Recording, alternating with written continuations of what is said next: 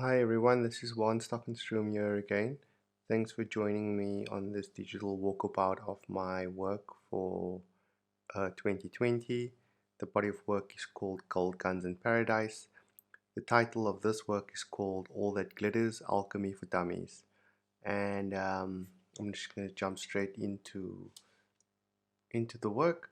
So what we see firstly is almost this very strange double figure or two figures that have been joined in as one, but they have separate heads. The reason why I created this figure in this figure represents three different sets of brothers, and they all share a common denominator. So I'll just list them quickly. The first brothers that it represents is the children of Adam and Eve, who is Cain and Abel, from the biblical stories of Cain and Abel. The second set of brothers that it represents is Caesar and Brutus. We know them from Roman history. And then the third set of brothers is King Dingan and Shaka Zulu. Also two very well-known historical figures of the Zulu kingdom. And in all three of these relationships, murder occurs. One brother kills the other brother in a fight for power. And this once again ties into my theme of gold guns in paradise. The next area that I want to focus on is the snake, the symbol over here. I actually took it from an existing symbol which is called the Ouroboros, and this is actually a symbol found in alchemy of a snake that eats its own tail, and it represents the meaning of birth and death. In the body of the snake itself is a formula for a something that's similar on another painting, which is called aqua regia. And aqua regia is a mixture of hydrochloric acid and nitric acid.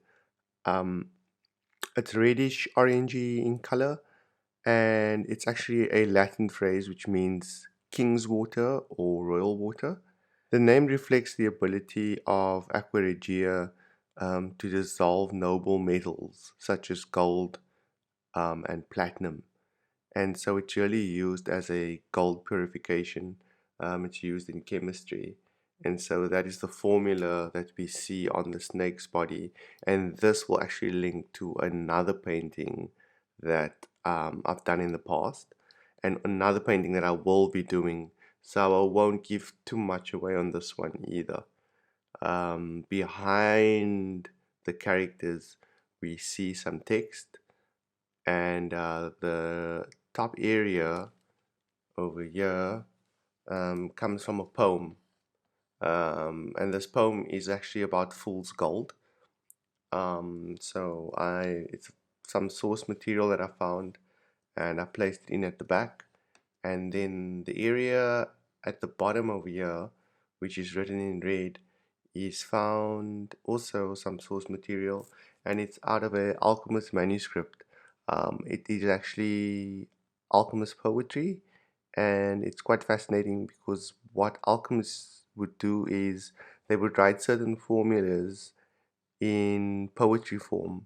So instead of just writing it straight out, they would write this almost as a code so that only other alchemists or people with the knowledge would understand what they were writing about. To somebody with no knowledge of alchemy, it would appear as just a poem or story, and they would have no idea what they were referring to in there. So I found that really interesting, and that's part of my ongoing research as well. And I think it's quite fitting for this body of work to focus on alchemy, especially the use of alchemy in both Europe and in Africa, and the similarities as well that occurred without any of them really having any access to the knowledge from either from African alchemists or European alchemists, but how similar they still were in their studies. So yeah, this piece is definitely a piece that I worked on for quite some time, and it is a piece, like I said before, that I will be linking to another piece that I've done in the past, but I won't do that as yet. Thank you.